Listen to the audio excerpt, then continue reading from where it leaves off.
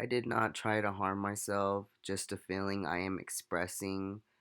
What I'm saying is acting.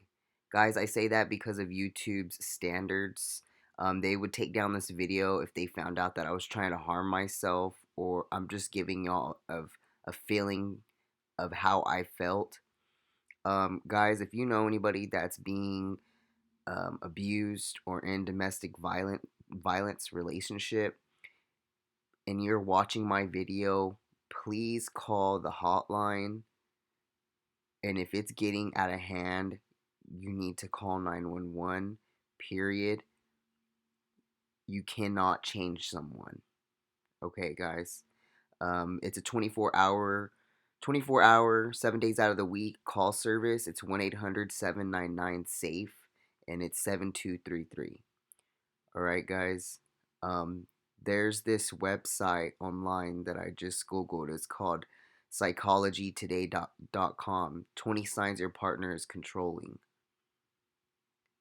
Okay? They isolate you from your friends and your family. They make you feel like they are the only person you can depend on. You have zero privacy. You get their number 2 is getting criticized for small things. Number 3, over over threats against them or you. Um, um, Making acceptance, caring, attraction conditional. Like, I love you so much more when you're making those sales at work. I don't feel like being intimate with you, but if you keep working out and lose a bit more weight, you'll be more attractive to me. Number 5, overactive scorecard. Healthy, stable relationships have a sense of, I don't know how to say this word, reset, like holding receipts built into them, pretty much. Number 6, using guilt as a tool. All the freaking time, guys, they do that. Creating debate you're holden to. 8, they're always spying, snooping, or acquiring constant disclosure, even not just on you, but on other people around them. So keep that in mind too, okay? It's just not you, it's how they act with people around them. Number 9, overacting, jealousy, occasions, or paranoia. 10, not respecting you for your time alone. Your time alone is so important. They don't give you that privacy. That means something's wrong, guys. Making you earn the trust for your treatment, presuming you're guilty until you're proven innocent. 13, you're getting so tired of arguing. It's 14, belittling you, your beliefs. 15, making you feel like you don't measure up. 16, teasing or radical that's uncomfortable and uncurrent. 17, sexual interactions that feel unsettling afterwards or just feel like it's just not right. um 18, an inability or unwillingness to hear your point of view. 19, pressing you toward unhealthy behaviors like substance abuse. um 20, torturing your professional education goals or making you doubt yourself. There's another article that I was reading. It's Women's Health, and it's called 10 Signs That You Have a Controlling Boyfriend. And number 1 is you're increasingly isolated from your friends and family. 2, you don't have many other people to talk to. 3, you're apologizing all the time. 4, you're hiding your innocence from him. Hiding innocent things from him, like stupid things. 5, love is conditional. 6, he always thinks he's right. 7, he treats you like a child more than an equal. Guys, this is so important. Just because you're a freaking woman does not mean you're a damn child. 8, he keeps score. 9, you have zero privacy. 10, he criticized the most redundant things. Okay? Guys, get help, period. Okay? You're a human being and you deserve to be treated like a human being. I said this. I'm doing this. I want you to hear my story. This is my story of what I went through in an abusive relationship. Okay? You are a human being and you deserve to be respected, period. Just listen to my story. Oh, God. Okay.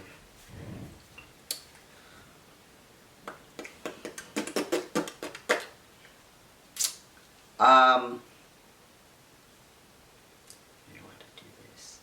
Hey guys, welcome back to my channel.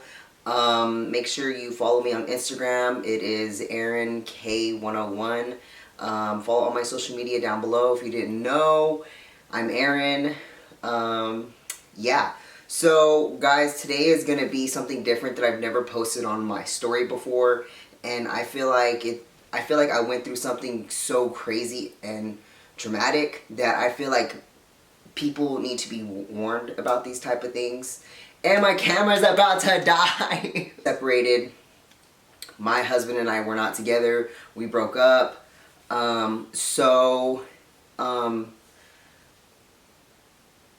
all that jazz or whatever, I met a lot of people were like hitting me up in my DMs and talking to me and wanting to get to know me and stuff like that.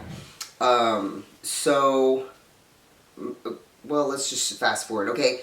So, you know what, all that stuff is not going to matter. Okay, we're going to hop right into it.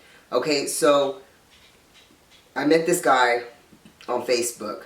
And for the sake of all this, because I know they're going to like try to sue me and crap, because these people are fucking crazy, okay? They are crazy. I never thought people like this would exist, but they do. So I want to warn y'all that they do exist, that people are like this. People do live like this. Oh my God, the story. Oh. Okay, so I think he hit me up or I hit him up. So I'm changing all the names in this, okay? So this guy named Micheal hit me up, right? He's been like in my DMs or whatever, like just hitting me up, and I just like blew him off. Okay, I didn't think about anything of it. I was in prep. I really wasn't trying to be in a relationship or anything like that. Blah blah blah, this and that. But we ended up talking. Okay, it just ended up happening or whatever. And my living situation was very crazy because I was separated. So so he offered for me to live with him. And I think during this prep, I was very lonely.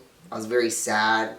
Like I said, I just like got out of a marriage, or I was going through the process of getting out of a marriage and going through prep. So emotions were just high. I feel like I was very vulnerable, and if somebody was like, "Hey, let's go jump off a bridge," I probably would have fucking done it. I'm just showing y'all where I was at in my head. So he offered for me to live with him.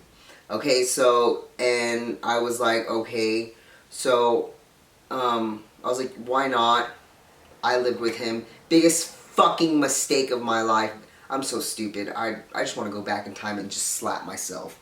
Okay, so I ended up moving with him, and I remember that first night that we ended up just like talking just as friends. His brother, Adrian, sent me, him and his brother Adrian, we were talking like all night.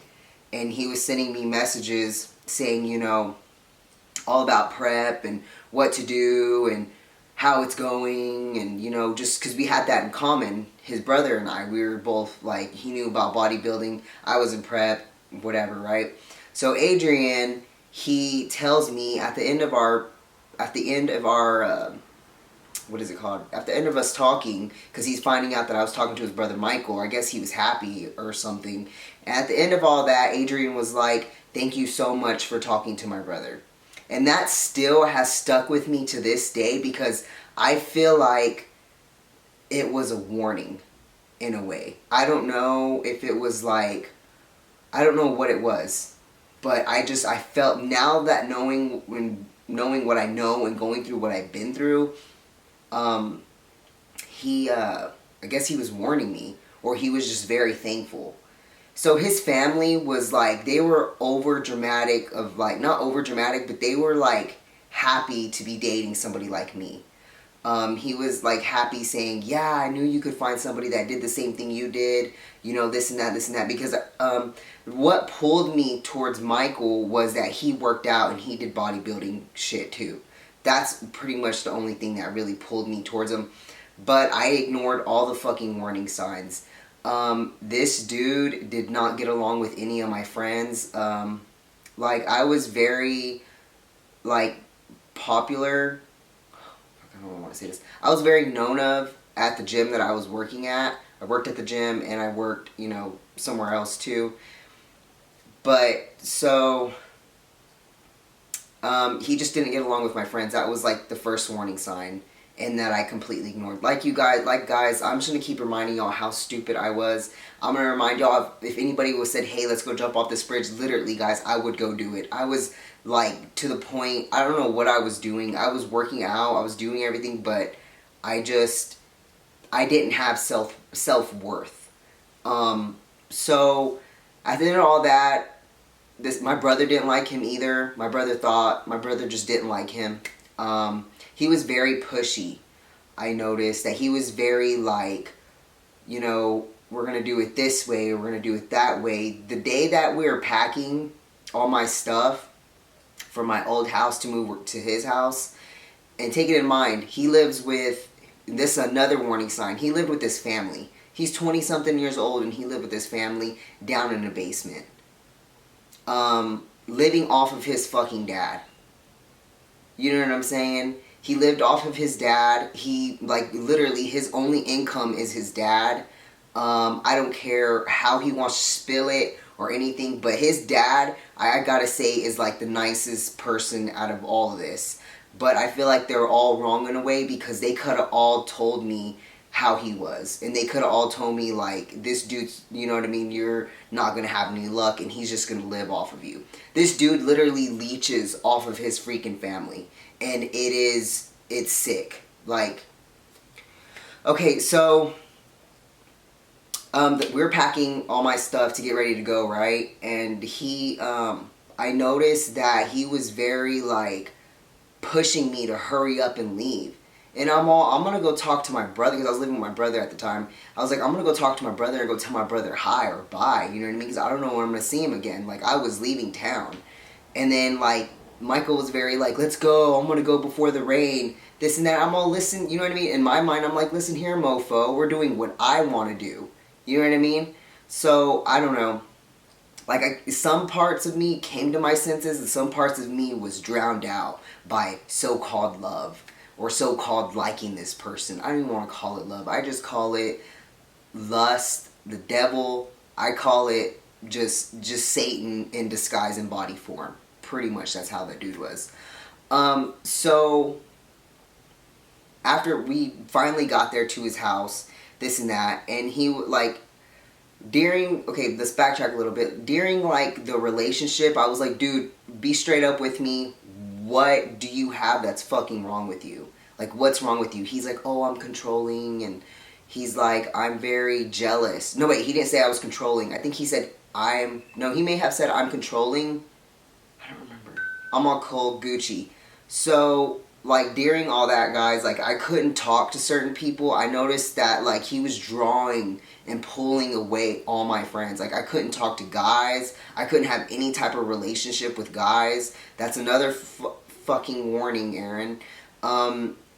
He was taking away, like, literally all my friends or whatever. Like, I couldn't have a friend besides him. Like, he was supposed to be my only friend. That's just how it went. So I noticed that he started doing all that, and I'm like, maybe it's because we live in two different towns, maybe it's because, you know, this and that. Well, I guess he said that his exes screwed him over so bad that he just doesn't have trust, period. So, okay, now let's go into, like I said, y'all, I would jump off a cliff, okay? Okay, so I finally moved in with him, or whatnot, and, when I did, like, I don't want to be like everything changed, because he told me, he was like, we can only work out together, and he was like, we